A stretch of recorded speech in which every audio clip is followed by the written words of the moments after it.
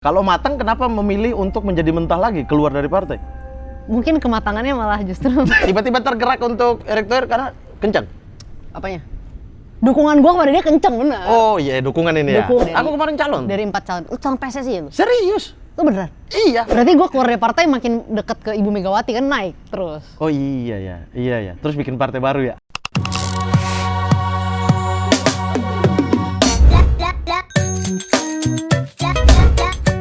Kopi.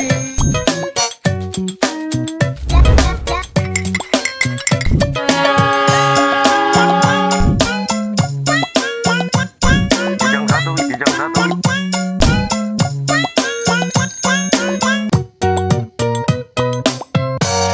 Mimpi bukanlah kunci, karena kita semua telah keluar. Nikmatilah partai lain dan semuanya sama saja.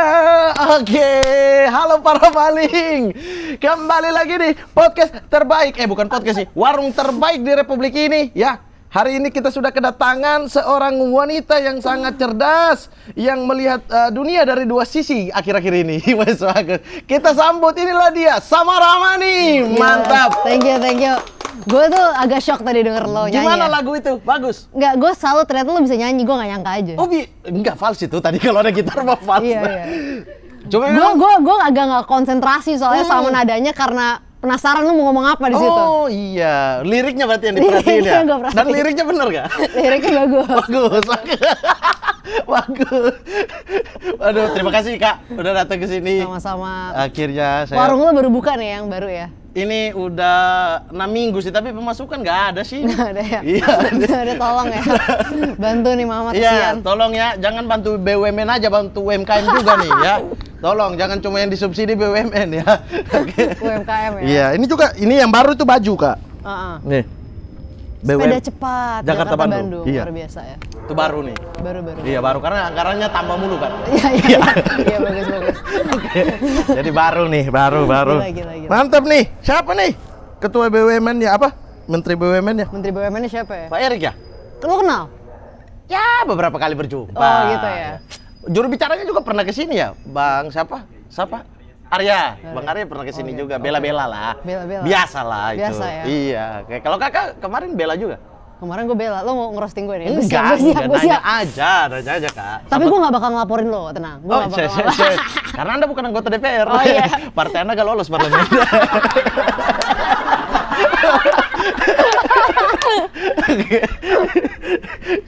Kenapa tiba-tiba nih seorang, ya aku tahu sih fans Madrid ya kan, Fans Madrid gua. fans sepak bola lah. Betul. Tiba-tiba tergerak untuk Erick Thohir karena kencang. Apanya? Dukungan gue kepada dia kenceng bener. Oh iya, dukungan ini ya. Iya. Dukungan gue. Oh, iya. Support gitu. Gue kenceng dukungan sama dia. Ah. Lo nanya benar kenapa gue tergerak? Iya, kenapa? Dijawab ya. Ah. Oke. Jawabannya yang pertama. Sebenarnya gue tuh bener-bener udah nggak tertarik sama sepak bola Indonesia nih kalau gue jujur Iya. ya. Karena gue tuh kayak Coach Justin. Gue tuh nggak ada fans klub di Indonesia Oke. gitu. Gue dukungnya timnas aja Iya. gitu. Tapi salah satu alasan kenapa gue dukung karena gue ngerasa ya udahlah, mungkin Pak Erick ada harapan nih dengan Pak Erick gitu. Kalau mau ditanya apakah Pak Erick sempurna, enggak lah, siapa sih politisi yang sempurna gitu. Siapa sih ya orang-orang yang benerin sepak bola Indonesia bisa sempurna. Berarti akui bahwa Pak Erick adalah politisi. Ya emang dia seorang politisi, dia memegang jabatan menteri. Menurut gue setiap hal yang lo lakukan itu berpolitik gitu. Kayak kita sekarang berpolitik, gue walaupun udah keluar partai, gue bilang dari gue tetap politisi. Iya. Jadi gue menganggap semua orang tuh adalah politisi gitu. Kalau misalnya lu berada dalam jabatan politik, lu politisi buat gue gitu. Dan setiap manusia gitu ya yang melakukan tindakan-tindakan politik, menurut gue politisi. Kenapa lu hanya menganggap politisi itu orang partai? Menurut gue nggak fair gitu. Iya. Jadi makanya gue anggap Pak Erick sebagai politisi misalnya. Kalau misalnya gue anggap seperti itu ya, politisi yang profesional atau profesional yang berpolitik, terserah lah apapun mau dikasih nama. Nah gue ngerasa at least Politisi kan yang capres, cawapres, apa sih sebutannya? Silakan lanjut. Oke. Mamat mengendorse ya. Lanjut. Mamat mengendorse ya. Enggak, saya tebak aja. Oh, jadi gue ngerasa kayak yaudahlah, kayaknya gue merasa ya Pak Ed ini ada harapan. Karena gini, kalau ditanya siapa dari calon-calon itu yang bagus, gue rasa nggak ada yang bagus gitu. Aku kemarin calon. Dari 4 calon. Lu calon PSSI ya lu? Serius? Lu beneran? Iya, tapi submitnya udah lewat waktu. Oh iya. Jadi rekomendasi aku baru keluar 5:30. Ini beneran apa enggak nih? Beneran, semua tahu ini. Ini beneran apa bercanda sih? Beneran. Gue nggak bisa bedain nih. Aku udah bikin SKCK. SKCK-nya tuh Lu masuk jelas. Esko dulu kemarin? Bukan, ketua. Aku cuma niatnya adalah untuk maju, duduk di situ di samping Pak ET, Pak Lanyala sama calon-calon lain, sama voters. Tapi aku pakai 135 plus Kanjuruhan gitu aja. Oh, terus habis itu kenapa? Akhirnya kenapa lo nggak gue? Ya karena gagal submit. Ternyata pas hari besoknya, harusnya kan pendaftaran tutup hari itu. Kok banyak nama-nama tambahan ya, kapan mereka daftar ya? Harusnya saya bisa dong juga kemarin. Terus lo jadi pendaftar lo telat gitu? Iya, karena rekomendasi baru keluar dari voters. Lo ada temen lo yang jadi voters merekomendasikan lo juga ada? Yoi, Gila. anggota PSSI ya, bukan voters. Kan voters sama anggota PSSI. Tidak semua anggota PSSI voters. Betul. Dari anggota PSSI ada surat pengadilan udah keluar, surat SKCK Lo urus keluar. beneran nih? Beneran, ya Allah. Gue salut tuh, tapi sama maksudnya lo kan mau menyampaikan pesan politik kan itu ya di situ. Iya, menyampaikan bahwa mereka ini semua yang calon sama aja. Kalau okay. kakak kan beda. Gue beda. Kita beda. Thank you. Iya. Thank you. Iya, maksud gue setuju sih. Maksud gue lo hebat, maksud gue lo serius gitu. Demi menyampaikan pesan politik. Iya. Pesan politik, pesan sosial sih sebenarnya. Iya. Kalau misalnya Mamat kemarin maju, lawan terberat Erick Thohir bukan Lanyala, Mamat Alkatiri. Yoi. Enggak lawan terberat. Udah saya targetnya suaranya 0 kok, udah tahu. Saya kan nggak mungkin keluarin duit kan. Oke. Tapi berarti memang datang dari kecintaan terhadap sepak bola aja karena Enggak, kalau gua dan memilih sosok. Enggak apa-apa ya. Nggak apa-apa. Menurut saya fair sih. Fair. Merasa bahwa sosok itu ini ya. Intinya adalah tidak menerima duit untuk mengampanyekan satu sosok gitu kan. Ngapain terima duit? Maksud gue gini. Gue ya, ini Mat, gue cerita sama lo ya. Gue kalau mau kaya, cepet banget. Gue nyalek lagi nih sekarang. Banyak kok yang nawarin enak gitu kan. Yes. Gue nyalek Sponsor atau gue ya? atau gue dukung seseorang kandidat yang mungkin kalau di politik ini kan nggak di politik, ini PSSI ya. Atau gue dukung kandidat-kandidat yang bisa menawarkan gue biaya yang cukup besar. Itu ada banyak yang menawarkan gue. Untuk jadi buzzer aja ya gitu. Ya enggak, untuk bantu mereka secara politik, untuk bantu mereka kampanye, untuk jadi jubir mereka tuh banyak gitu. Tapi gue nggak menerima itu karena gue tuh kalau mendukung seseorang tuh ada hati di situ. Kalau lu mikirnya cuma duit doang, banyak kok yang bisa gue lakukan dari dulu gitu. Partai gue nggak bakal pilih partai baru.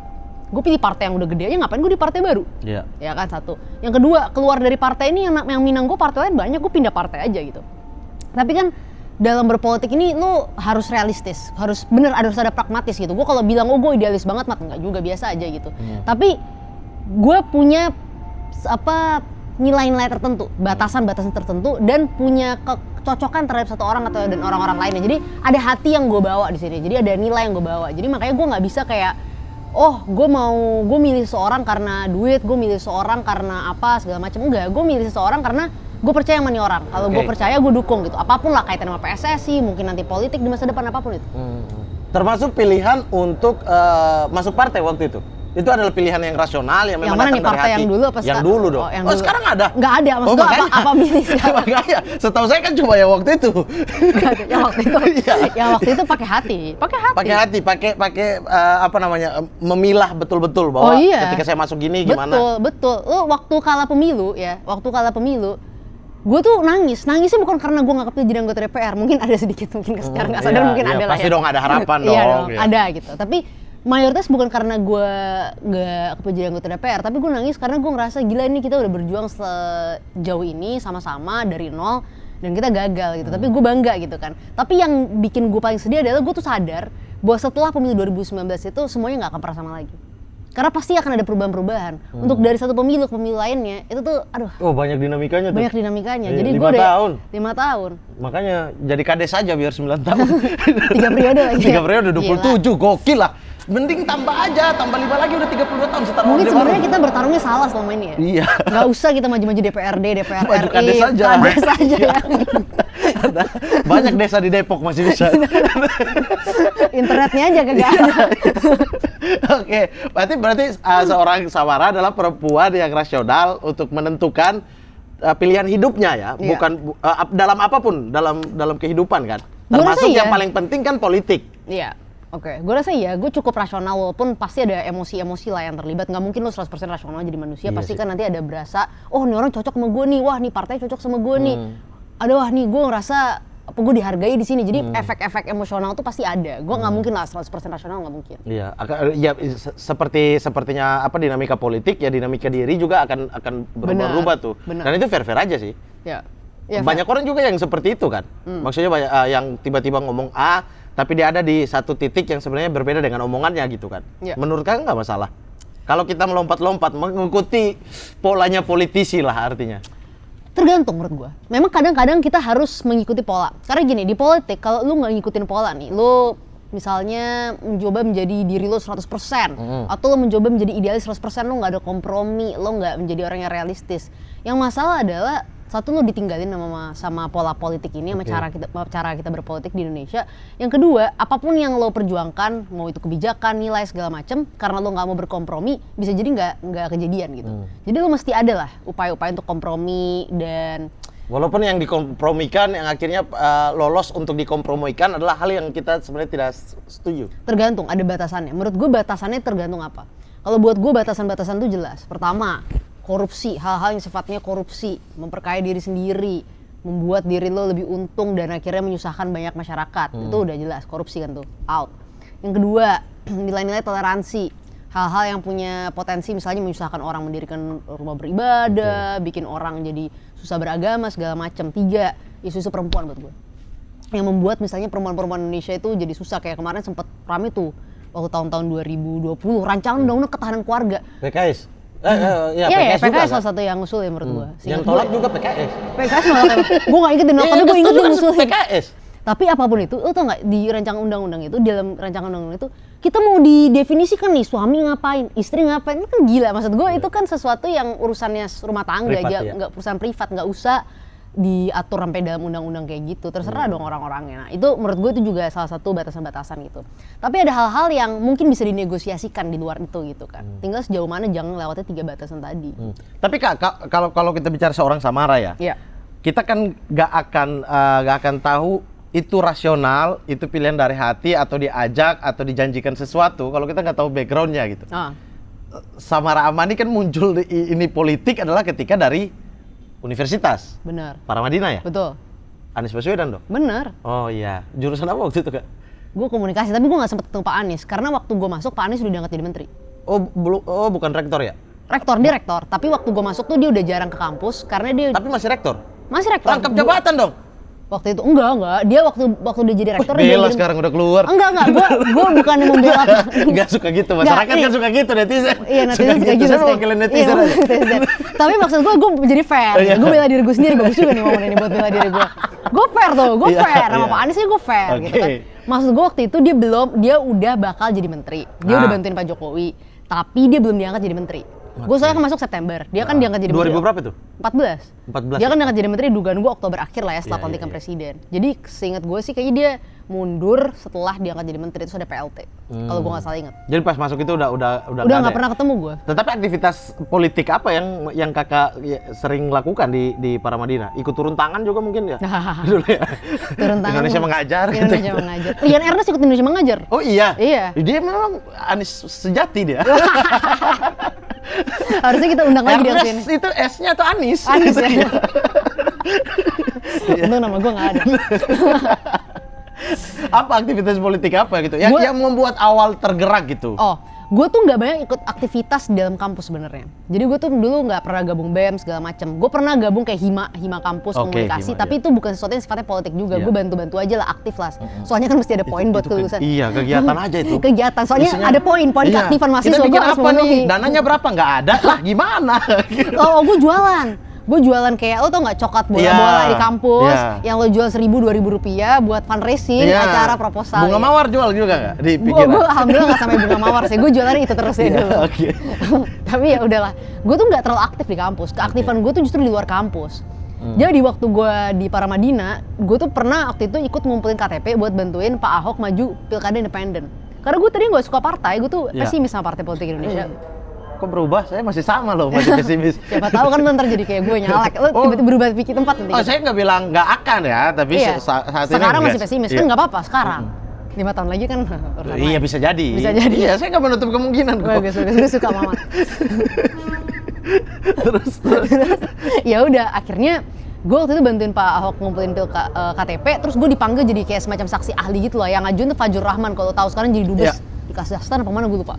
Nah terus habis gitu pas sudah kejadian itu gue muncul tuh mulai ke media gitu kan. Akhirnya gue mikir kayak gue mulai aktif bantu-bantuin kumpulin KTP, gue bantu-bantuin terlibat Itu masih politik. kuliah Kak? Kuliah gue Statusnya? semester 3 apa? Semester Kirain 13 gitu. Semester. Siapa tahu kan? Iya. Gue semester 3 kalau gue nggak salah ingat gue semester 3 waktu itu. Jadi gue mulai aktif karena gue awalnya gue tuh anaknya suka baca berita-berita. Jadi awalnya gue suka sama Jokowi, gue suka sama Ahok gitu kan. Nah, dan gue ngerasa ini perlawanan terhadap partai politik, calon independen itu waktu itu pertama kali bikin gue suka sama Ahok kan. Udah nih, akhirnya Pak Ahok tuh buka lowongan untuk anak magang. Oke. Jadi buka lowongan buat anak magang, terus gue kayak, wah gue mau deh belajar, siapa tahu gue kepilih. Walaupun gue gak pesimis sih, gue abis gue submit, gue gak buka-buka lagi email gue mikir, gue gak bakal kepilih. Ternyata tiba-tiba, gue atau kan orang-orang Indonesia kan suka jarang baca buka email ya, gue juga kayak gitu zaman dulu. Iya, cuma refresh aja. Iya, refresh Ternyata aja. ada kerjaan masuk nggak? Oh iya, gue nggak baca tuh email 2 minggu apa gimana. Ternyata ada panggilan, gue masuk seleksi wawancara gitu. Udah gue wawancara, gue lolos. Akhirnya pas gue lolos ya udah gue belajar politik itu yang bener-bener gue belajar politik sampai akhirnya gue mau masuk ke partai, masuk terlibat politik tuh waktu gue belajar di balai kota magang. Karena masuk kenal sama Rian, gue juga di balai kota. Itu yang merubah semua itu di balik kota. Ini kan ada proses tengah-tengah ya, proses kuliah itu proses tengah-tengah kan. Sebelum itu suka baca berita, suka baca buku dan lain-lain. Ini yang membentuk dasar pola pikir atau setelah ketemu Pak Ahok? Menurut gue baca berita itu membangun ketertarikan ya. Tapi kalau pola pikir gue rasa setelah gue ketemu Pak Ahok dan setelah gue kerja di balai kota. Jadi Pak Ahoknya iya, tapi juga ngelihat cara kerja birokrasi dan ketemu orang-orang di birokrasi itu bentuk pola pikir gue banget. Oh, cara berkompromi dengan reklamasi gitu ya? Anjir. Oh, Gue nggak ngurusin itu kok. Gue nggak ngurusin itu. Gue nggak ngurusin itu. Itu kan berat ya. Itu levelnya berat. Iya. Levelnya berat. Tapi pola pikir berubah di balai kota justru ya, ketika magang ya. Tapi terbengkalai nggak sih waktu zaman kuliah? Kuliah dengan Enggak. kegiatan di luar itu kan seringkali tidak ini ya. Tapi gue oke kok. Waktu itu gue oke. Gue soalnya anaknya gitu-gitu. Gue nih jujur aja gue anaknya ambisius. Jadi gue maunya itu semua rapi. Walaupun sempet sih kayak gue tugas-tugas gue kayak ada yang kadang-kadang nggak gue kerjain. Jadi gue telat ngerjainnya. Tapi rata-rata cukup bagus ya waktu itu. lulus 4 tahun. 3,5. Wih, kumlot. Gokil. Kalah sama saya. Lu berapa? 10 dong. Wes. itu bagus kan? Berarti pengalaman lu banyak ya? 10 tahun. Enggak bagus itu. Siapa yang bilang bagus? Enggak, pengalaman lu lah. Enggak ada. 10 tahun itu tolol. Lebih ke malas sih. Lebih ke berarti iya ya, berarti ketemu orang-orang baru dengan pola pikir baru. Iya, benar. Tapi kan penerimaan kita itu nggak bisa hanya kita ketemu orang ini, oh ya udah kita terima aja gitu. Ada berbenturan dong ketika ketika magang itu ada nggak berbenturan satu pemikiran yang menurut kita nggak gini deh. Tapi karena kita anak buah di situ akhirnya berkompromi. Ada. Jadi dulu waktu pertama kali gue masuk ke balai kota kan gue model-model kayak lo gini materi kritis gitu kan. Terus waktu itu gue pernah kayak sidak gitu. Gue sebagai anak magang sidak, gue waktu itu ditugasin di bagian perizinan, bantuin pelayanan publiknya lah. Waduh, kayak di kelurahan itu. PTSP, birokrat bawah. Gue sidak, gue sosokan sidak. Gue mau buat laporan gitu kan. Turun lah gue ke salah satu daerah di Jakarta Pusat, salah satu kelurahan. Nah pas gue turun ke salah satu kelurahan, si kepala perizinan di kelurahan itu pas gue datang itu masih pakai baju olahraga, terus kayak duduk-duduk di kayak ruangannya sambil nonton TV. Jadi dia nggak kerja, padahal udah waktu jam kerja dia nggak aktif bekerja, dia nggak ini. Terus gue masukin tuh ke dalam catatan gitu. Dan itu ada beberapa daerah yang gue temui kayak gitu, kayak 4-5 titik lah. Gue bawa ke kepala dinasnya, Pak, ini nggak bener nih, gue bilang, nggak jalan nih kalau kayak gini gitu kan, gitu-gitu. Nah kepala dinasnya gue rasa juga defensif kan, gue merasa gue anak magang gubernur, dia merasa harus gue harus melakukan sesuatu nih ya kan. Nanti kan sampai-sampai ke Pak Ahok gitu, sampai-sampai ke Pak Ahok atau gimana, nggak ngerti lah gue gimana. Walaupun sih kepala dinas yang gue kerja itu Pak Edi namanya itu bagus, orangnya bagus, gue harus akuin salah satu birokrat yang gue temuin bagus lah di balai kota. Nah terus dia jadi kayak juga mungkin over lah, jadi agak terlalu marah. Dia panggil tuh kepala-kepala yang gue bilang itu, dia marah-marah gitu. Nah kayaknya waktu dia marah-marah itu, dia nyebut nama gue tuh di situ. Itu Mbak Samara pergi, katanya lu begini. Ini orang-orang sampai buat kayak semacam petisi, ngamuk ke salah satu supervisor gue bilang, pokoknya kita nggak mau pertemuan atau diskusi kalau ada si Samara. Ngamuk mereka sama gue. Ngambek berarti? Ngambek mereka sama gue. Karena nganggep dia marah. Iya, karena gara-gara gue mereka dimarahin bosnya. Dan nganggep bahwa gue tuh nyebelin banget gitu, nggak pengertian, nggak tahu konteks segala macem. Udah, terus gara-gara kejadian itu sampai dibuat nih acara besar untuk menenangkan situasi yang penuh gonjang-ganjing. Keluar lagi anggaran dong. Iya, penuh gonjang-ganjing. Orang ngambek keluar anggaran ya, gokil dah. Kocak. Kok Tapi bisa? enggak, bentar, itu buat pengarahan. Anggarannya kecil lah. Anggarannya kecil, Mat. Kecil untuk ukuran birokrasi itu 100 Enggak, juta. bentar, kecil. buat acara kan di balai kota. Jadi kan Oke. nggak ngeluarin duit buat nyewa tempat. Paling besar yang menggerakkan ekonomi rakyat lah. Beli roti-roti. Oh ya, bisa lah. Kopi. Dimaafin lah ini. Dimaafin. Ini pola-pola defensif balai kota ya. Menggerakkan ekonomi rakyat. Ya. Alasannya selalu Government itu. spending, ya kan? Udah itu buat acara tuh. Gue sebenarnya kalau dari hati juga gue sebel acara itu ada. Ya udah, tapi Kesel banget tuh itu. acara ada gitu kan. Tuh acara ada untuk menenangkan gonjang-ganjing, karena tuh kelurahan-kelurahan yang lain pada ngerasa kayak, wah ini bahaya nanti nih, hati-hati. Sampai dibilang ciri-ciri gue, kalau ada perempuan rambutnya agak blonde-blonde gitu, mukanya Arab-Arab bule, pakai kacamata, hati-hati gitu katanya. Gitu, hati-hati karena dia pasti bakal ngejelek-jelekin lu katanya gitu. Akhirnya udah nih, buat acara, makanya untuk menenangkan situasi gonjang-ganjing gitu kan, gue takut banget. Gue bilang, wah gue dianggap nih bakal dilempar nih, mereka lempar jumroh sama gue dianggap iblisnya, gue bilang kan. Gue takut nih datang ke acara ini. Nah si Pak ini datang lah, naik tuh dia ke atas itu gitu kan.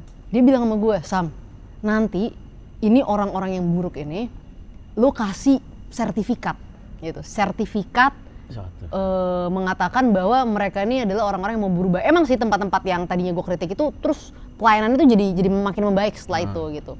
Lo kritik lah bahwa mereka tuh mau berubah, mereka jadi salah satu pelayanan yang terbaik di daerah itu. Gue suruh kasih sertifikat, gue yang kritik gue suruh kasih sertifikat itu. Gue sebel dong, gue ngerasa kayak ya enggak dong. Achievementnya tuh orang mau berubah. Iya, maksud gue ngerasa kayak yaudah itu kan kewajiban mereka gitu kan. Maksudnya punya pelayanan yang bagus tuh kewajiban mereka. Tapi dalam birokrasi diajarin kayak gitu supaya semua semangat bisa dapat sertifikat itu gitu, bangga gitu. Apa efek sertifikat itu bisa digadaikan? Ya nggak ada, cuma bangga kan. Bangga aja, biar gitu. marah mereka hilang. Iya, tapi maksudnya mereka mau berubah gitu. Kok bisa? Ada kesempatan. Sumpah saya pertama naik, kalau presiden saya pecat. Udah tuh, gue kesel kan nih si Pak ini bilang, ya nih kita harus terima kasih kepada Mbak Samara, si ibu ini akhirnya jadi kerjanya makin bagus, makin bagus. Mbak Samara kasih sertifikat, gue kasih sertifikat gitu. Tapi gue kesel waktu itu, tapi gue jadi belajar nih, Mat. Gue kesel, gue nggak senang karena gue ngerasa kayak, ya dia udah wajar dia berubah, emang seharusnya tuh kerjaan dia, apa yang mau disertifikatin gitu, apa yang mau dihargain gitu kan. Tapi dari situ gue belajar, oh ya gini lah di politik ini gitu, mau politik level birokrasi, mau politik level yang lebih besar elit, ya lu ada take and give gitu loh, kasih gitu, lo kritik tapi lo kasih lah gitu. Jadi kasihnya berupa sertifikat ya, bukan kasih lain-lain ya? Iya, sertifikat lah biar seneng, bangga. Bukan kasih kan? proyek kan? Bukan. Sertifikat biar seneng. Iya. Gitu. Biar pengusaha senang juga bayar pajak, kita kasih proyek. Oh, jangan gitu dong. Gak gitu. Jangan gitu dong, Mat. Gak gitu ya. Minum dulu. Aduh.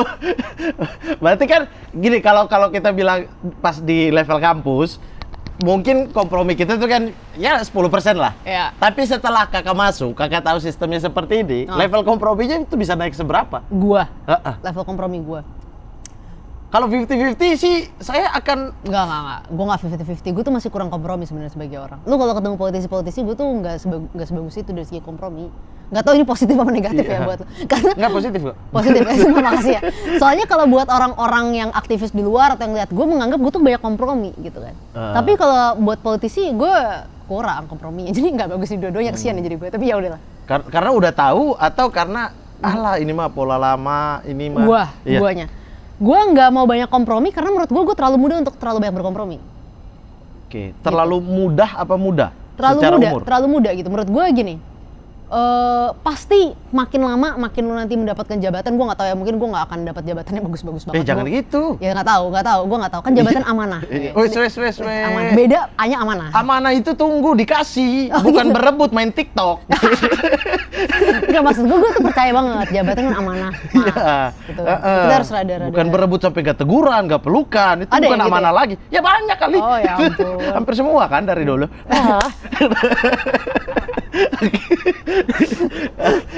Oke, berarti usia tuh sangat berpengaruh.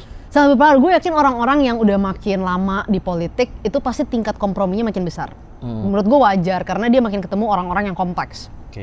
Tapi buat gue, untuk usia semuda gue, kalau gue udah komprominya tuh misalnya di level 50 atau 60, menurut gue nanti parah kalau gue udah tua gitu. Nanti gue akhirnya kehilangan nilai gitu. Jadi gue menganggap gue masih 10-20 tingkat komprominya. Mungkin banyak orang menganggap gue tuh orangnya wah banyak nggak speak up berbagai isu, banyak yang diem, banyak yang ini. Tapi itu udah tingkat kompromi yang sebenarnya rendah gitu menurut gue. Berarti sampai pada saatnya di balai kota magang berapa lama tuh? 6 bulan lah. 6 bulan ya? Terus kemudian menjadikan Pak Ahok sebagai sosok panutan? Iya. Hanya karena 6 bulan? Enggak, sebenarnya gini menurut Sirah gue. Nabawiyah aja nggak menjadi. Silakan. Siap. Silakan. Agak pinggir jurang nih. Enggak, maksudnya apa yang membuat tiba-tiba 6 bulan itu waktunya singkat loh. Iya. Apa yang membuat tiba-tiba pengen seperti Pak Ahok, melihat kinerjanya lalu kemudian terinfluence dengan cara beliau padahal cuma 6 bulan. Oke. Ketika itu Pak Ahok adalah idola gue gitu. Meskipun gue sekarang kalau ditanya siapa idola politik gue, mungkin Pak Ahok salah satunya, mungkin ada beberapa idola politik lain. Meskipun gue akan katakan bahwa Pak Anies masuk idola nggak? pada zamannya. Pada zamannya? Iya. Kapan itu? Ada masanya gue. Jadi kalau siapapun yang dukung Jokowi itu idola. Enggak, gue emang suka. Gue Kan bahkan suka sama Pak Anies itu sebelum suka sama Pak Jokowi. Oh. Ya pada zaman-zaman 2013, 2014, gue rasa siapa sih nggak mengidolakan seorang Anies Baswedan gitu. Gue sekarang nggak ada masalah ya sama Pak Anies ya. Masalah gue emang preferensi politik aja. Jadi bukan gue nggak suka sama Pak Anies gitu. Biasa aja gue sama Pak Anies sebenarnya. Baik gue, nggak ada masalah. Iya, nggak bilang nggak ada masalah. Soalnya mukanya dia tuh antara ya percaya, nggak percaya. Iya, percaya. Nggak percaya saya, percaya. Makasih. Percaya. Makasih banyak. Aman itu, fair aja sebenarnya semuanya kan. Iya, terima kasih. Dan lalu kemudian Pak Ahok 6 bulan ini deh. Iya, oke. Kenapa 6 bulan ini dulu ya? Ntar gue ceritain. Oke, kenapa gue akhirnya mengidolakan Pak Ahok setelah 6 bulan gue ada di sana? Karena gue melihat cara kerja yang menurut gue sangat transparan gitu. Bentar, itu beliau ketika udah menggantikan Pak Jokowi ya? Udah. Dia udah 100% udah jadi gubernur ya? Ya. Gue ngeliat cara kerja yang transparan. Mungkin ada hal-hal yang gue nggak tahu. Mungkin banyak orang yang mengkritik dan menurut gue ada beberapa hal yang memang secara fair Pak Ahok tuh bisa dikritik. Itu harus nggak. Misal, salah satu hal yang ketika waktu di balai kota itu bukan hal yang gue kritik dan gue menganggap itu sesuatu yang bisa diperbaiki adalah relokasi warga.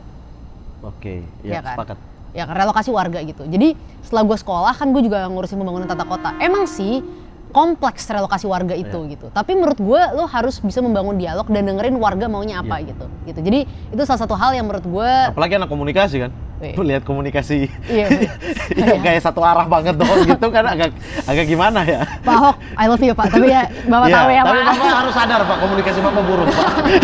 Fair-fairan aja, beliau juga fair kan. Orangnya fair ya, Pak Ahok fair gitu. Tapi maksud gue itu benar. Salah satu yang gue lihat tuh masalah relokasi warga yang menurut gue bisa lebih bagus. Tapi apa yang membuat gue tetap menganggap Pak Ahok itu banyak hal bagus adalah cara beliau kerja tuh transparan banget dan cara beliau ngambil keputusan itu bagus banget, sama termasuk detail banget. Jadi gue pernah inget ada satu rapat yang pernah gue ikut sama Pak Ahok ya di balai kota.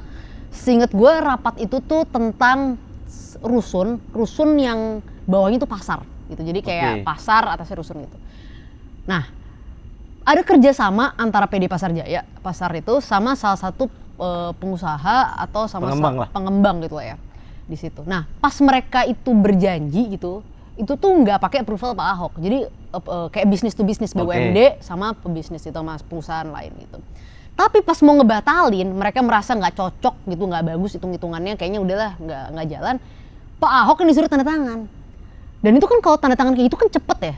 Datang biasanya kan udah diparaf-paraf sama birokrat sebelumnya. Jadi biasanya kecenderungan gubernur tuh langsung tanda tangan. Tapi Pak Ahok tuh baca semua detail. Waktu itu gue inget banget gue ikut dalam rapatnya. Iya. Dan dia tiba-tiba ngelihat, dia marah gitu. Waduh, sudah ada biro hukumnya, dia bilang, Bu Tuti, gue inget banget, Bu, ini bukannya bisa pidana ya? Karena saya membatalkan sesuatu yang udah berjalan dan satu pihak kayak gini gitu. Dia marah gitu. Emang sih dia kan kalau udah kesel marah banget gitu. Dia marah di situ. Tapi gue di situ salut, gila dia sadar gitu. Bahkan kan dia bukan orang hukum ya, dia sadar. Pejabat biasanya kan tanda tangan. Kan? Gitu. Nanti pas ada masalah, emang saya tanda tangan ya? Saya nggak tahu tuh kalau saya tanda tangan. Iya, maksud gue tuh kayak salah satu yang dia tuh detail banget. Gue tuh jujur ngerasa kayak wah gila nih, gue belum tentu kalau jadi pejabat bisa sedetail itu gitu. Maksud gue belajar gitu. Lo kalau jadi pejabat harus sedetail itu. Terus dia tuh kalau ngambil keputusan bukan masalah cuma upload di YouTube ya. Tapi gue sebagai anak magang tuh boleh ikut rapat-rapat yang kesannya tuh wah ini rapat-rapat rahasia.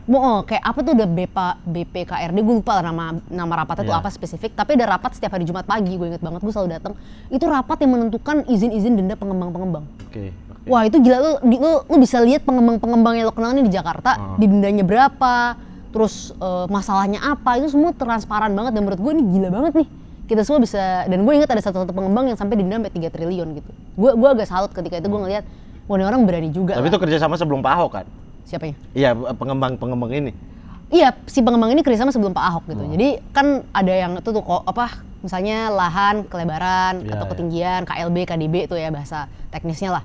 Itu banyak yang melanggar kan. Nah kalau Pak Ahok kan ada yang disuruh kasih kontribusi tambahan, tapi ada yang didenda duitnya 3T berapa. Nah itu ada yang sampai didenda gitu. Nah prosesnya tuh menurut gue sangat transparan gitu. Jadi gue ngerasa kayak wah gila nih orang hebat banget. Gue pengen bisa jadi orang yang detail, ngerti cara eksekusi, terus habis itu transparan, akuntabel kayak nih orang. Yang paling keren detailnya sih memang. Iya. Kok bisa dia tahu urusan yang kayak gini ya, yang harusnya kepala dinas levelnya gitu bener, kan. Itu Dia gila tinggal paraf doang gitu. Benar. Tapi kok dia bisa tahu gitu, emang iya kita harus fair ya, maksudnya ada bagusnya ya, pasti kita bilang bagus gitu. Betul.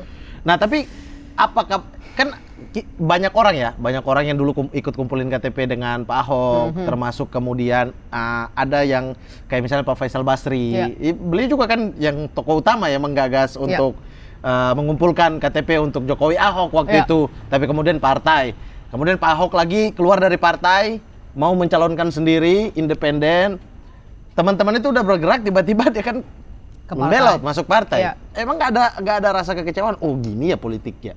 Nggak, kalau gue waktu itu gue memang sangat berharap calon independen ada, tapi gue juga orang yang sadar bahwa akan berat untuk Pak Ahok maju sebagai calon independen. Nggak berat, saya sudah buktikan di Fak-Fak bisa.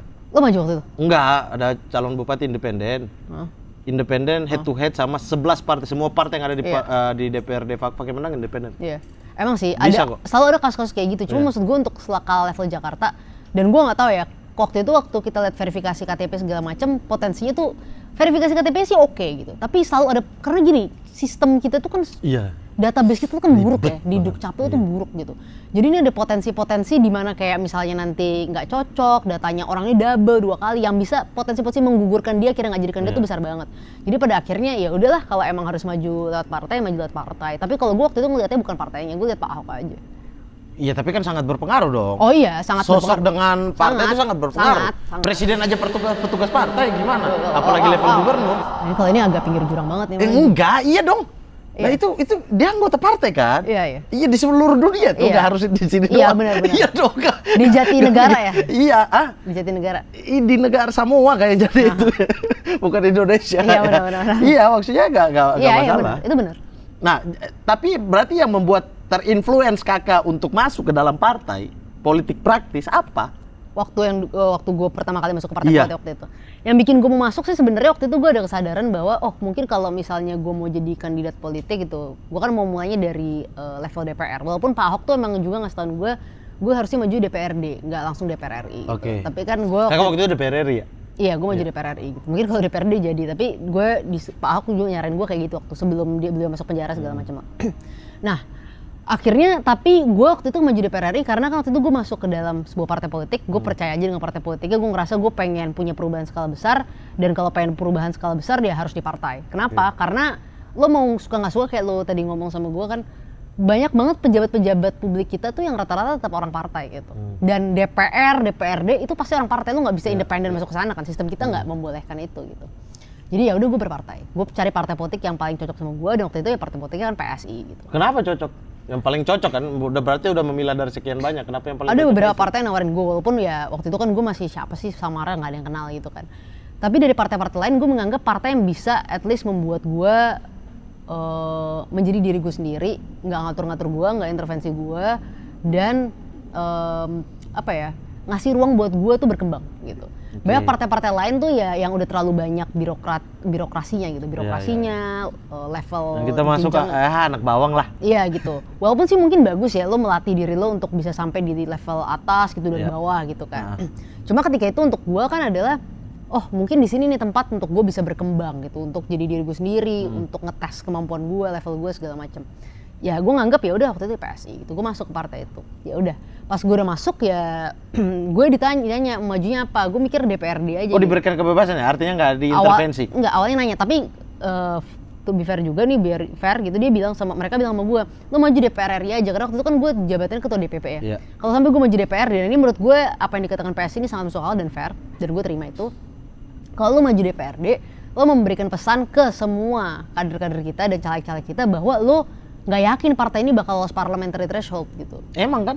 Iya. Nggak yakin. Tapi ya? kan jangan nggak yakin dulu dong. Lucu banget nih. Masa di awal udah nggak yakin, berjuang mesti yakin. Nah akhirnya gue bilang, oh yaudah kita maju DPR RI dengan harapan waktu itu survei kita kan 1% gitu ya margin of error lah. Jadi kita harapnya, oh mungkin nanti pas pemilu bisa nih masuk gitu. Apalagi ntar ada. Waktu itu 2,5 ya masih aturannya? Apa udah 4%? 4%. Udah 4 ya? 4. Okay. Tapi gue mikir waktu itu masih 2017, masih ada waktu 2 tahun banyak hal yang bisa terjadi gitu kan. Ya udah kita berjuang lah, gue berjuang dari 2017 akhir tuh gue udah bangun tim relawan, gue kerjain tuh dapil gue secara serius loh. Gue tuh 2 tahun turun ke bawah. Fokus untuk? Iya, caleg 2 tahun turun ke bawah, mungkin 250 titik gue datengin. Lumayan, sangat banyak. Terus kemudian masuk ke dalam dan melihat gimana sih dinamika. Saya kan nggak pernah masuk partai nih. Iya, dinamika di udah partai. pernah dan udah senang, kecewa gitu-gitu. Iya. Kalau dinamika di partai besar, gue yakin pasti lebih kompleks lah. Kak, bentar Kak, ada kereta lewat ini. Ay. Maaf banget ya, Kak. Ada kereta lewat. Soalnya kita syuting di stasiun Jatinegara, Kak. Iya. Negara yang punya partai muda tapi isinya sama aja sama tua-tua. Ini negara lain ada? Iya, ada negara lain. Iya, Gue tahu negaranya. iya. Gue cuma batuk aja mau minum air putih. Ada, bukan di sini. Di sini mana partainya bagus semua. Oke, lanjut. Partai bagus semua. Bagus. Emang, Oke, lanjut. hebat. Oke, aman ya? Sip. Aman. Oke. Oke, lanjut. Cocok ya lo, menurut gue cocok sih syuting lo di bawah kereta gitu. Iya, ini Emang bener-bener pinggir jurang banget gitu. Enggak, kadang isinya tuh nggak masalah. Yang masalah sepanggal itu doang. Ketika kereta lewat itu nggak jadi masalah. Yang rawan, yang justru yang sedikit ini. Sedikit ini ya, potensi-potensinya. Potensinya itu cuma kadang nggak bisa tahan di mulut. Oke Kak, gimana dinamika di dalam gitu? Ini kan slogannya anak muda. Banyak orang yang punya harapan besar ini partai gitu. Kita nggak tahu dalamnya saat itu ya. Iya. Dinamika yang terjadi seperti apa sih? Gue cuma bisa bilang waktu gue di sana ya. Waktu gue di sana, Ya kan baru keluar juga baru-baru ini. udah 9 bulan gue hitung. Soalnya kemarin YouTube ngasih gue notification. Dari YouTube 17 5 tahun. Jadi YouTube gue itu 9 bulan gitu. Oh, 9 bulan? Udah 9 bulan YouTube ngasih Wih, notification. 9 bulan. Kalau udah lahir nih kalau Iya, anak udah lahir sama Raya baru. Udah keluar dari embel-embel itu. Oke, silakan. Oke, lanjut. Apalagi ya? Gue jadi lupa. Dinamika di dalam gitu. Ketika rapat-rapat kan dari orang yang bisa dibilang gak berpartai sebelumnya, berpolitik tapi tidak berpartai. Ketika masuk ke dalam sistem kepartaian, oh gini ya. Pesimis kah, optimis kah, dinamika seperti apa? Kalau gue sih waktu itu cukup optimis, karena waktu itu banyak orang-orang yang teman-teman gue juga dari balai kota, ada Michael Sianiper, ada Rian Ernest, terus gue lihat teman-teman anak-anak muda yang baru-baru ketika itu masuk, macam-macam lah orang-orang itu gitu. Dan memang setiap kali kita rapat segala macam tuh situasinya tuh kayak benar-benar kayak musyawarah egaliter, terus kita nentuin sama-sama isu apa yang mau kita bawa gitu. Dan gue ngerasa ya itu ruang berkembang gitu. Dinamikanya itu bener-bener fine gitu. Mungkin waktu itu kan kita punya sikap politik yang jelas di 2019 kan pendukung Pak Jokowi kan. Nah, sikap politik kita itu ya pastilah ada hal-hal. Dan itu hasil musyawarah ya? Iya dong. Musyawarah internal ya? Emang sih kalau mau jujur ya, waktu itu di PSI hampir semua kader-kader PSI itu ya banyak yang masuk ke PSI karena dukung Pak Jokowi di 2012, terus 2014, terus habis itu dukung Pak Ahok di 2016-17 gitu. Jadi mereka masuk ke PSI gitu sebagai saluran berpolitik gitu. Jadi emang itu sepakat lah dukung Pak Jokowi gitu di 2019 gitu. Nah, ya udah ada sikap-sikap politik yang memang kita sepakati bersama, tapi karena kita semua sama-sama setuju dengan sikap politik itu dan situasinya kampanye gitu kan, ya kita sama-sama all out di situ gitu. Dan pernah ada satu kejadian nih di mana gue nggak setuju sama satu statement. Jadi waktu itu gue inget banget. Sama ketum? Enggak, sama sekjen. Sekjen sekarang jadi wamen. Dan waktu itu gue bilang, gue nggak mau ngomong statement ini karena menurut gue statement ini terlalu frontal, nggak cocok sama gue, nggak sesuai dengan gaya gue gitu. Nah, waktu itu langsung dia bilang ya udah kalau gitu gue aja ngomong kata dia. Nah sebenarnya di sini gini, apakah semuanya itu bagus? Enggak gitu. Tapi maksud gue bahwa waktu itu gue bisa bilang gue nggak mau ngomong kayak gini dan dia nggak maksa gue untuk ngomong kayak gitu. Kan berarti contoh bahwa sehat kan, at least sehat gitu, sebagai partai politik sehat gitu. Tapi ya itu tidak bisa diterima juga ya. Artinya tidak ujuk-ujuk bahwa ini karena sekjen, secara hierarki itu tidak ada di partai itu waktu itu. Ada lah pasti hierarki. Gue rasa ada dalam pengambilan keputusan kan pasti ketum sekjen kalau misalnya lu udah ribet ngambil keputusan gitu kan. Tapi mereka ngambil keputusan tuh gue nggak pernah ngerasa ngelihat ketum sama sekjen itu sebagai orang di atas gue. Itu yang gue akui dan gue fair gitu. Sejauh apa sih seorang Samara Amani yang kita tahu dari dulu tuh banyak orang yang ngefans lo? Berarti sekarang udah enggak ya? Ah? Enggak. Maksudnya ketika wow ada sosok cewek, iya kan? Maksudnya kita, ya selain Ibu Megawati kan kita belum punya lagi sosok. Makasih Mat. Gue menganggap itu sebagai sebuah lucu pujian. banget lagi.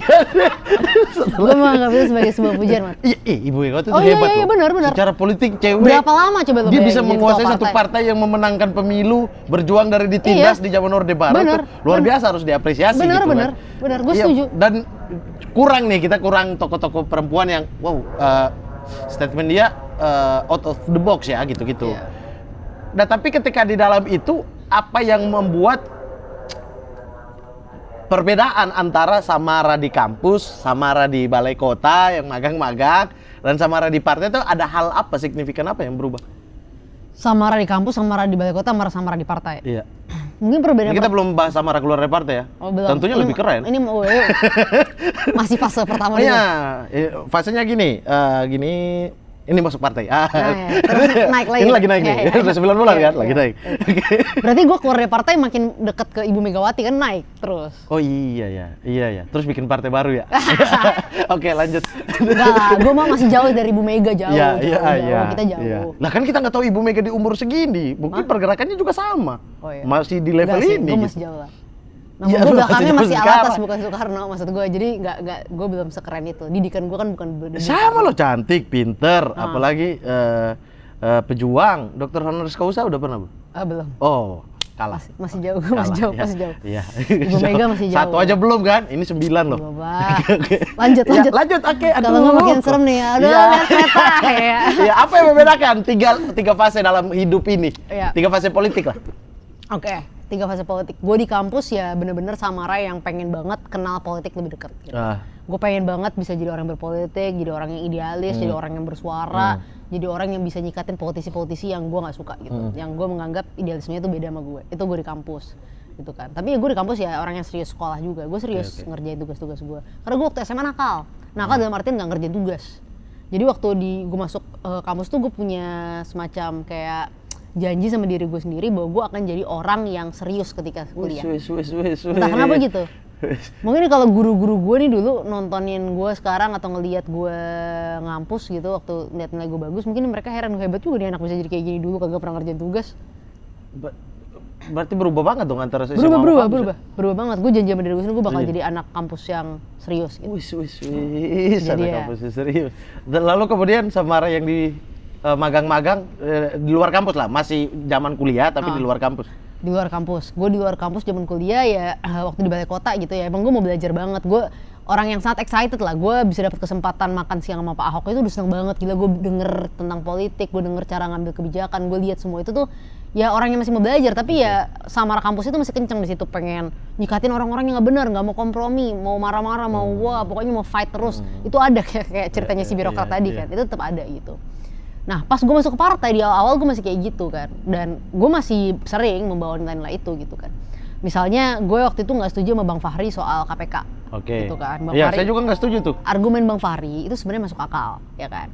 Dia nggak mau ada institusi negara yang masuk langsung gitu ke ranah masyarakat, terlalu masuk ke ranah privat. Dia kan kayaknya ada agak-agak libertarian juga dari segitu. Gitu. Tapi gue nggak setuju. Karena gue menganggap kondisi korupsi negara kita tuh udah terlalu parah sehingga tuh tetap butuh KPK emang punya extra power gitu, punya cara-cara yang memang extraordinary, nggak bisa dengan cara-cara biasa gitu. Jadi butuh OTT ya, kan ada yang bilang nggak gue setuju. lah OTT. Harus tetap ada OTT, harus ada cara-cara. Menurut gue sih nggak ada masalah. Lo mau membenahi beberapa hal dari KPK, tapi prinsipnya menurut gue cara-cara KPK tuh tetap harus ada. Gitu. Itu waktu itu gue merasa, Kak, maaf tapi bodo amat. Kereta lewat terserah kau, tidak ada lagi jokes ketiga ya. makin malam ya? nih. Iya, bodo amat. Ada sih Kak, tapi nggak berani keluar. Terserah Anda mau lewat mau enggak. Oke, silakan lanjut. Oke, siap lanjut. Iya, kayak gitu statement orang tua di politik itu. Oke. Jadi ya gue waktu itu kesel lah. Waktu itu gue debatin Bang Fahri segala macam. Fadlizon juga pernah gue debatin Bang Fadli segala macam. Tapi ya udah, gue tuh tetap masih ada kayak gitunya. Walaupun makin kesini gue di politik, gue tuh melihat gini, orang-orang yang gue debatin, gue jadi belajar itu bukan musuh loh. Bang Fahri, gue sama Bang Fahri hubungan gue jadi bagus karena gue merasa Bang Fahri ini emang sih gue nggak setuju sama Bang Fahri, tapi dia bukan musuh politik. Ini cuma beda pandangan, beda argumen aja secara Dan dia politik. juga fair ya. Dia orangnya fair banget. Jadi ya udah, akhirnya gue jadi belajar bahwa ini semua tuh di politik itu nggak ada yang personal. Politik tuh harus ya lo harus lihatnya dari segi argumen, dari segi narasi, apa aja harus yang lo katakan gitu tuh bukan sesuatu yang 100% harus dari hati sampai lo benci segala macam gitu. Jadi itu sih perbedaannya mungkin kalau mau lihat. Menjadikan seorang Samara lebih pintar, lebih cerdas ketika masuk partai? Menurut gue bukan pintar sama cerdas, tapi lebih tepatnya lebih matang menurut gue. Lebih matang ya? Iya, kalau itu benar. Kalau matang, kenapa memilih untuk menjadi mentah lagi, keluar dari partai? Mungkin kematangannya malah justru naik. Jawaban deh, saya suka. Kenapa? Banyak orang yang keluar dari PSSI, tapi PSSI? PSI. Ya Allah, PSSI mah bubarin aja. Emang harus bubarin, Mbak. Kak, biar yang busuk-busuk keluar kan. Yang ganti yang bagus-bagus iya. Ya? Gue suka. Emang masuknya bagus. Iya, harus bubarin emang. Saya dari dulu yang beda lah, harus ganti yang beda. Saya enggak, bubarin dulu. Di ban aja dulu. Oke, siap. Nah, kenapa memilih keluar? Banyak orang yang membuat kaget. Rian Ernest tiba-tiba keluar, Kakak juga keluar. Ya. Kalau satu orang atau dua orang aja yang keluar, mungkin ya fase perubahan gitu loh. Dia udah nggak sevisi sama partai. Tapi kalau serombongan nih tiba-tiba banyak yang keluar, berarti kan ada something dalam partai ini. Oke. Semua orang punya jawabannya beda-beda. Kalau gue jawaban pribadi, gue hanya menganggap udah waktunya gue keluar. Sombong nggak dengan jawaban gitu? Enggak sih. Partainya menganggap merasa udah lebih besar dari partai ya gitu? Enggak sih, gue nggak merasa lebih besar dari partai. Gue inget banget ada satu statement yang sangat bagus juga dari salah satu politisi yang ada di PSI bilang bahwa kita ini partai politik, setiap kader bisa berganti, tapi partai tetap ada. Dan menurut gue itu bagus. Kenapa? Berarti lo merasa bahwa institusi ini nggak bergantung ke perorangan, tapi institusi hanya bergantung pada institusi, which is good gitu kan. Nah, gue juga merasa kayak gitu. Harusnya lo juga nggak boleh merasa besar dari institusi. Dan biasa aja kader masuk keluar partai biasa, yang harus besar kan institusinya. Justru kalau misalnya institusi itu kehilangan dukungan, kehilangan support hanya karena 1-2 orang keluar, ya berarti sebagai institusi belum kuat gitu kan. Gitu. Jadi kalau gue ngerasa emang udah waktunya gue keluar gitu, banyak alasan yang tentu gue lihat, gue ngerasa enggak, gue butuh tantangan baru, dan gue ngerasa ya udah butuh tantangan baru. Apa sudah tidak cocok dengan visi misi partai? Tidak cocok dengan visi misi partai. Visi misi internal lah. Nggak spesifik lah ya. Perasaan masih sama-sama aja ya, dukung Jokowi, terus mencari pelanjutnya Jokowi, Ganjar Yeni Wahid kan. Masih seputaran itu. Gue udah kurang ngikutin sih. Oh udah, sama sekali. Enggak, gue kurang ngikutin. Gue lagi ngurusin, gue kan lagi ngurusin. Habis manis sepah dibuang ya Anda ya. Enggak, saya nggak bilang kayak gitu. Mamat jangan ya, Mamat. Enggak, kan sekarang kita lagi bikin gerakan beda. Ini kan gerakan buat anak-anak muda juga. Tapi gue emang kurang ngikutin aja. Tapi pesimis gak dengan perkumpulan anak muda, dengan yang gitu-gitu lagi? Dulu kan slogannya muda-muda ya, muda-mudanya keluar juga, muda-muda yang keren-keren. Gue tuh gak pesimis keluar. dengan slogan anak muda. Gue pesimis kalau anak muda jadi gimmick. Digimikan atau memang memilih untuk menjadi gimmick? Ada yang memilih, ada yang digimikan menurut gue. Jadi gini, gue sangat pesimis kalau lo tiba-tiba bicara anak muda tapi lo hanya menggunakan sneakers sama topi. Gue pesimis kalau lo bicara anak muda tapi lo ngomongin hanya punya panggilan brosis. Ya, pesimis sih. Gak apa-apa lah. Sapaan doang. Gak apa-apa lah. Soalnya susah juga kan panggilan, apalagi semua udah diambil, kakak udah, bung udah, semua udah gak apa-apa, berodasis lo kasih lah, Mak. Ya gak usah pakai panggilan, sosok keren banget. Biasa aja kali. Yaudah. Samara. Tapi at least kan lumayan brosis tuh jadi lo omongin. Iya, gak apa-apa lah. Ya udah, oke, lanjut. Udah gak mau bahas partainya sendiri. Enggak masalah. Okay. Enggak, gue bukti masih belain tuh, gue kasih iya. Baik gue. Iya, baik, iya. Iya, aduh pengen bongkar deh. Pasti udah gregetan juga sih kok. Pengen keluar, enggak keluar. Oke, lanjut. Sampai mana tadi? Iya, soal PSI ini. Soal anak muda tadi kan, anak muda ya. gimmick. Ya, jadi gue nggak setuju kalau misalnya lu anak muda itu cuma jadi gimmick. Tapi gue setuju lu boleh bawa slogan jargon anak muda, terserah lu mau bawa berapa banyak. Kalau lu ngomongin hal-hal yang penting, misalnya nih, yang menurut gue penting diomongin, pengangguran tuh paling banyak di kalangan anak-anak muda terdidik. Penting diomongin gitu. Terus yang kedua, banyak anak-anak muda kita yang misalnya lulusan SMK tapi tuh nggak bisa cari kerjaan karena ya tadi lulusannya dia nggak cocok sama kebutuhan industri kerja gitu kan. Terus lo harus ingat ya, anak-anak muda itu kan bukan yang nongkrong di kafe, anak jaksel yang cuma nge-tweet dan lain-lain. Ya ada kita juga nih duduk di emperan. Iya, duduk di emperan. bukan cuma itu doang yang berhenti sekolah karena Iya. harus bantu orang tuanya segala macam, itu anak-anak muda juga lo harus perhatiin juga anak-anak muda ini gitu. Jadi makanya menurut gue lo boleh bicara soal anak muda tapi lo selesaiin masalah-masalah yang paling dekat ke anak muda. Masalah yang paling dekat ke anak muda itu juga bukan masalah-masalah yang 100% berbeda dengan generasi sebelumnya, kemiskinan juga, Pendidikan. putus sekolah gitu kan, pendidikan, pengangguran itu masalah yang dekat Minat sama baca yang rendah, betul. stunting lebih mudah lagi. Lebih muda lagi tuh, anak-anak lagi Iya, maksudnya gitu. Jadi maksud gue itu persoalan-persoalan yang ya nggak apa-apa lu bilang lu mewakili tapi lu bahas persoalan-persoalan itu. Sama kayak lu bicara soal mendukung perempuan nih, isu perempuan. Gue adalah misalnya partai atau politisi atau gerakan yang bicara perempuan gitu. Tapi lu bicara hal-hal yang sifatnya tuh gimmick, misalnya contoh kayak gini. Bicara soal mendukung perempuan tapi lu fokusnya tuh ke masalah perempuan jangan mau jadi misalnya apa ya, misalnya ada nih salah satu contoh, gue pernah lihat ada tweet soalnya ngomong kayak gitu, jangan mau cium tangan laki-laki gitu. Nggak apa-apa, maksud gue lu nggak setuju nggak apa-apa, tapi nggak harus jadi gerakan sampai Untuk jadi kampanye anti, ya, untuk ya, anti. Biarin ya, aja, terserah lah ya. istri mau cium tangan suami, nggak mau cium tangan suami, terserah, itu kan urusan privat ya. Atau misalnya perempuan nggak boleh jadi rumah tangga gitu kan, jadi meremehkan ibu rumah tangga segala macam. Ada juga tuh gerakan-gerakan kayak gitu. Itu maksud gue sesuatu yang agak nggak tepat sasaran gitu.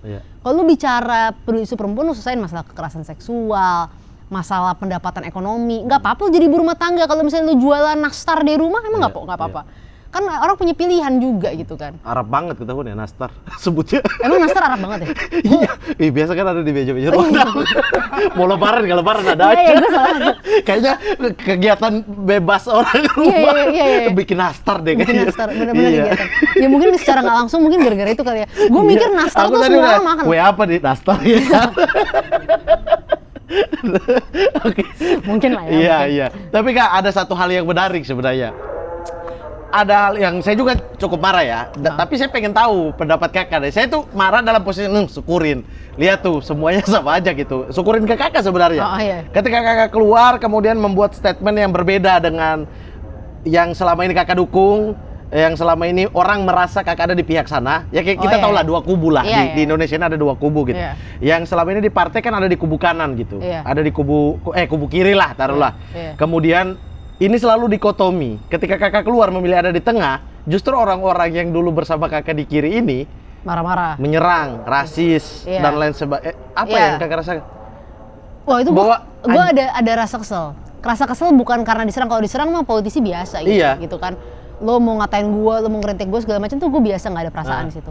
Tapi yang bikin gue kesel adalah kan gue dicap tiba-tiba jadi orang intoleran ketika itu. Intoleran. Kan. Iya, gue jadi orang intoleran. Gue mikir kayak gila, masa gara-gara gue pindah partai gue jadi orang intoleran. Iya. Karena kan maksud gue belum masuk ke partai. Itu aku syukurin tuh, rasain kan bahwa selama ini sama aja kan. Yang kalian bangun itu cuma dikotomi di sana, ya. Tapi gue nggak pernah bangun. Gue gini, gue jujur ya. Waktu ini gue benar. Lo bisa cek di tweet gue kalau cari-cari di tweet gue zaman dulu. Waktu Pak Anies dikatain Wan Abut, itu gue kritik keras yang ngatain dia. Kenapa? Karena gue bilang gue nggak setuju sama Pak Anies nih. Banyak kebijakan dia nggak setuju, banyak cara-cara berpolitik dia gue nggak setuju.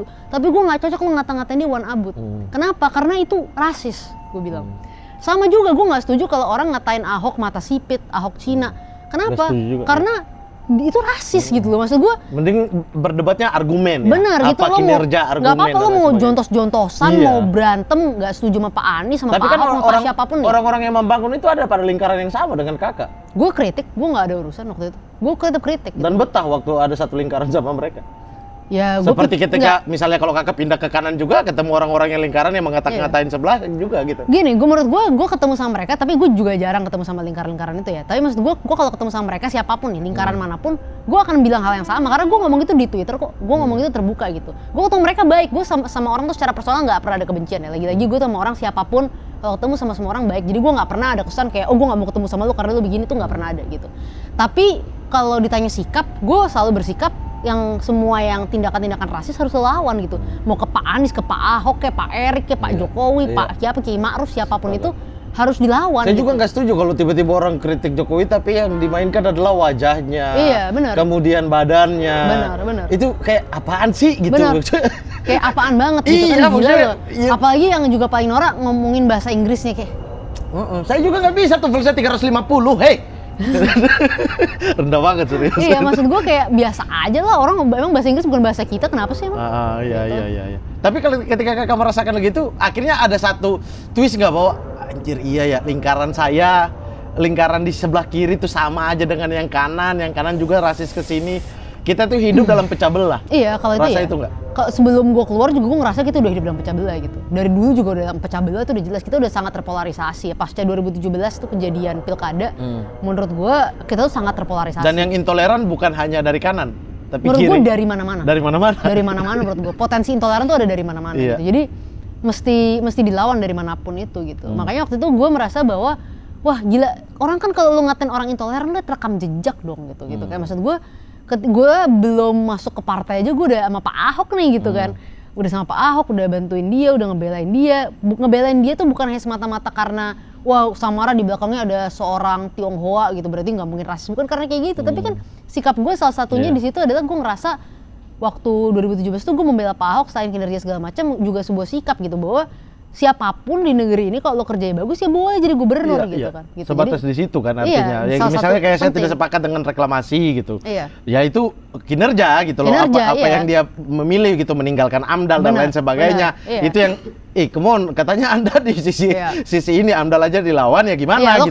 Lo kritik reklamasinya artinya bukan sama rakyat berarti lebih korporasi gitu. Iya.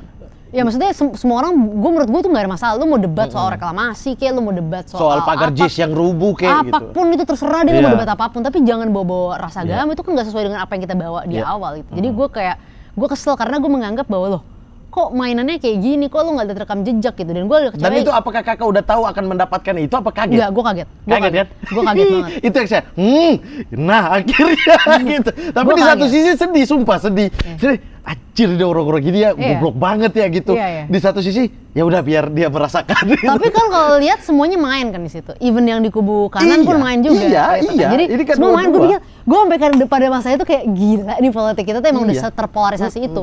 Gue udah tahu tuh terpolarisasi, tapi begitu gue keluar dari kejadian itu gue makin sadar ini bener-bener bukan polarisasi, ini butek udah gitu nih. Kolam ini butek banget gitu kan. Dan orang-orang yang bikin butek itu sebenarnya kan terdeteksi. Cuma kan tidak pernah diapa-apain negara. Dan ada dalam lingkaran orang-orang yang ya sama aja, di kanan kita udah tahu siapa-siapa, di kiri kita udah tahu siapa-siapa. Cuma kita hidup berdampingan dengan mereka. Cuma masalahnya gini, Mat, gue tuh juga nggak setuju kalau orang-orang ini spesifik ditangkepin. Kenapa gini, Mat? Jadi gue benci ya, Mak. Gue setuju kalau konten-konten mereka di take down kalau misalnya udah rasis segala macam. Tapi gue khawatir itu bakal jadi justifikasi buat negara nangkepin orang. Bukan nangkapin, laporan yang nggak di proses-proses itu kan banyak. Iya, tapi gue tahu. Kenapa pada satu sisi negara tidak bereaksi pada satu laporan? Sementara kita lihat jelas-jelas polarisasinya makin gila gitu. Iya, itu bisa sih, mungkin make sense. Tapi maksud gue lebih setuju kepada ban konten-konten itu di media sosial. Gue nggak setuju kalau masuknya tuh ke ranah hukum. Tapi kan bisa bikin ini baru dan pengikutnya otomatis banyak. Kalau account baru. Iya. Iya sih, betul. Udah berapa kali kan? Iya emang. Yang Emang sih orang-orang ini tricky. Gue tuh negara harus bertindak. Kalau Negara memang harus bertindak, pro betul. kepada persatuan dan kesatuan, ya harus bertindak. Soalnya gimana juga- Makanya nama Twitter saya 100% Jokowi, 100% NKRI. Karena saya merasa kayaknya aman deh ujaran kebencian kalau pakai bendera Indonesia di belakang. Ah enggak juga. Aman. Belum tentu. Yang orang-orang itu aman soalnya. Belum tentu. Gua nggak Laporan setuju. polisi mental terus. Belum tentu, gue rasa enggak, belum tentu. Tapi Dan benar-benar buktinya belum ada. Kalau mereka ada ini ya kita udah lihat jelas-jelas rasis, kita lihat jelas-jelas pecah belah, ujaran kebencian. Tapi juga kalau ngomong kayak gitu di kubu kanan juga aman. Ya di kubu kanan juga. Iya. Di kubu kanan aman iya, tapi ya maksudnya ketika ini proses ini enggak gitu. Iya. Ya tergantung bergantinya rezim akan begitu lagi. Iya sih, itu emang PR. Menurut gue PR. Apapun itu sih menurut gue capek Jadi sih. kaget ya. Gue kaget. Gue kaget gini. Gue kaget dalam artian gini. Gue kaget dalam artian gue ngerasa bahwa wah lu nggak lihat rekam jejak gue. Tapi yang bikin gue kaget itu kecewa adalah orang-orang yang tadinya kan dukung gue kan, yang jadi konstituen gue nih. Iya. Yang selama ini gue tuh bener-bener kalau datang ke mereka tuh kan emang salah satu yang gue bilang adalah karena gini, salah satu konstituen gue, banyak konstituen gue waktu di Dapil dan juga orang-orang yang gue temuin ketika gue masih di partai, itu kan banyak juga dari komunitas-komunitas Tionghoa. Dan kalau gue ngobrol sama mereka tuh gue bisa rasakan banget trauma yang mereka alami dari sejak 98. Itu emang trauma yang membekas lah, gitu kan. Dan masuk akal banget gitu. Dan tentunya waktu itu gue bicara bahwa ya kita ini sebagai partai, gue sebagai politisi ya komitmen terhadap toleransi segala macam penting gitu. Nah, tapi yang gue kaget mereka menganggap ketika itu gue itu udah nggak akan membela mereka lagi, gue akan pindah kubu dan gue akan jadi bakal jadi anti sama mereka gitu, hanya karena gue pindah partai nih. Nah itu gue agak sedikit kaget dan kecewanya karena gini, jadi lu menganggap gue itu ngebelain lu karena partai, bukan karena gue percaya gitu kan. Jadi lu kok kayak Jadi Nggak- masuk partainya kayak dicaplok sama partai masuk sini Iya, bawa terus habis visi misi partai padahal mereka nggak tahu kalau Iya. ya kita masuk partai karena punya visi misi juga bener gitu. gitu. Jadi itu gue agak kekecewaan. Jadi lu nggak Kok kita Anda aja masuk Iya, partai? betul, Iya, ya. saya nggak pernah Iya, soalnya. iya. Iya, iya. Enggak, mungkin lo lama-lama mulai merasa gitu, Oh, mulai enggak. merasa sama gue. Enggak, saya- Tapi lo nggak sadar tuh nyebut kita soalnya. Iya, kita Iya, itu iya, maksudnya kakak dan lain-lain gitu. Kami. Kalau kami ada saya juga dong, ada saya juga dong. Berarti ke depan tidak akan masuk dalam politik praktis? Gua. Politik praktis apa dulu nih? Masuk partai? Masuk partai. Kalau masuk partai mungkin enggak sekarang. Mungkin gua enggak. Tapi 2024 nggak bertarung? sampai saat ini enggak. Gue pikir enggak. Tapi kan nggak tahu ya. Tapi enggak sih. Gue duga enggak. Kemungkinannya kecil. Kemungkinan kecil. Udah lebih nyaman di luar partai? Gue lebih nyaman di luar partai. Efeknya karena kaget tadi yang membuat memilih sikap ini, ataukah karena memang ketika keluar nggak mau ada tawaran juga dari beberapa partai, Perindo juga nawar, iya kan? Iya. Karena apa gitu loh? Seorang Samara yang dari tadi berapi-api dalam politik harus masuk ke dalam sistem untuk mau merubah sistem, sekarang tidak mau masuk. Sebenarnya gue mau keluar tuh bukan karena gue nggak percaya partai atau gue nggak percaya bahwa mengubah sistem masuk dalam sistem. Tapi gue ngerasa gini. Yang pertama, gue tuh percaya di dalam politik lo juga penting punya portofolio. Di dalam politik lo harus punya dana, lo harus punya uang. Oke. Dan mendapatkan uang tuh nggak bisa dalam politik. Mungkin ada orang-orang yang mau nyalek untuk cari duit. Kalau gue nyalek ya emang mau ngabdi gitu, gue nggak bohong gitu. Jadi gue merasa gue harus bangun portofolio di luar dulu gitu. Gue pengen buat bisnis supaya gue cari duitnya halal nih dari bisnis, bukan dari cari proyekan di politik, bukan dari cari duit korupsi, ngambil anggaran negara, nyolong anggaran negara. Jadi Bikin proyek gitu kan? Iya, nggak Apa mau. nggak berniat jadi staf sus milenial? Staf sus milenial masih ada teman-teman gue kok jadi staf sus milenial. Masih ada teman-teman gue. Masa aja gitu? Nggak ada. Masih ada. Mau apa berminat? Nggak. Kalau ditarik masuk ke dalam pemerintah, wamen ke? Sekarang. Iya. Enggak sih, menurut gue itu kalau misalnya kayak gitu-gitu kan itu Nggak masuk dalam partai, tetapi masuk dalam jabatan-jabatan politik. Aduh, gue tuh nggak pernah mau mikir kayak iya atau nggak soal kayak gitu. Karena nih bisa jadi staff sus, jadi wamen segala macam. Itu sesuatu yang nggak bisa lo usahakan. Oke. Lo tau nggak? Yang bisa lo usahakan tuh cuma dua hal. Apa? Sesuatu yang dipilih sama rakyat. Jadi anggota DPRD, anggota DPR, jadi bupati, wali kota, gubernur. Itu aja susah, lo nggak bisa 100% usahakan karena mesti dapat tiket partai dulu kan.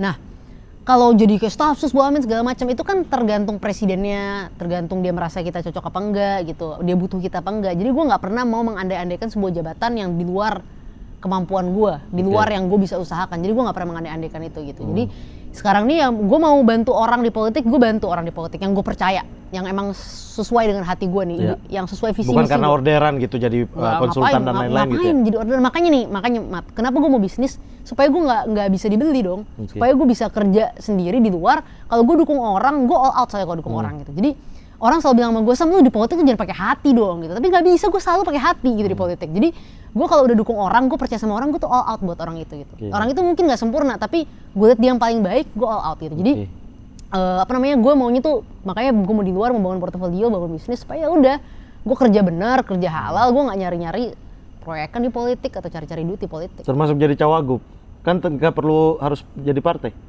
Jadi cowok siapa nih? Ya siapa aja di Jakarta kan pilkada besok, pilkada. Gak bisa juga. Di mana-mana gitu-gitu. Gue malu kali ya. Hah? Lo gubernur, gue Ayo poster naik. Nih, Poster naik. Aturan kita buat kayak gitu ya, buat pilkada ya. Iya. Nyaingin lah ya. Iya, nyaingin. Iya. Jangan pilih kami. Jangan pilih pilih. saja mereka karena mereka siap menipu Anda gitu aja.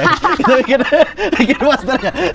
Kami tidak akan menipu, jadi jangan pilih kami gitu. Nanti kalau waktunya gue diketok, gue bilang, oh sorry, gue nggak tahu posternya itu Mamat masuk-masukin nama gue. Iya, nggak apa-apa. Kita bikin posko kekalahan Posko gitu ya. kekalahan. Bukan posko kemenangan. Posko kekalahan. Posko kekalahan, ya. Jadi deh. Slogannya jangan pilih kami. Jangan Iya. pilih kami. Pilih mereka karena mereka siap menipu kalian. Oh, Ya, mantap. itu bagus ya. Bagus ya. Oke, gue lanjut ya. Oke. Oke, Kak Samara terima kasih banyak udah Makasih, datang Mat. ke sini. Makasih, Mat. Obrolan udah 1 jam ya? 1 jam lebih ya? Gak terasa Terus, sekali nggak kerasa. dengan ini, tapi saya ada oleh-oleh nih sebelum balik. Untung stasiun Jatinegara nggak jalan lagi ya, Mat. Enggak, bodoh amat dia mau jalan enggak, udah daripada saya masuk penjara. Wes, apa nih, oleh-oleh apa nih? Ini gue Ya. berdiri apa enggak nih? Nggak usah. Oh, duduk nih. Nah, saya ada oleh-oleh. Weh, apa nih? Ini biar kita tuntut. Sepeda cepat. Wah, wah, Sepeda wah. juga. Iya, siapa tahu ya mau protes kan sekarang udah nggak ada beban Iya, apa-apa kan, siapa Iya. tahu ya. Iya, bagus. Ini bisa lah, gitulah. Ya Jadi, teman-teman juga mau beli sepeda bisa. Ya? cepat aja didukung sama Mamat. Iya. Apalagi kereta cepat. Dukung banget saya. Dukung banget saya. Udah 2 menteri BUMN, saya dukung dari awal ya. Jadi kapan-kapan ntar lu gue undang ya Mat ya ke Paradigma ke acara gue. Siap. Oke. Dengan siap. senang hati kita ngobrol-ngobrol santai dan semoga cita-citanya Kak, yang paling penting adalah cita-cita dan keinginan di dalam hati tidak terbeli oleh apapun. Amin, amin. Itu yang amin. paling penting sih. Benar. Yang paling penting dan semoga banyak samara-samara yang lain lah. Wes. Yang kaget ketika keluar partai diserang sama konstituen sendiri.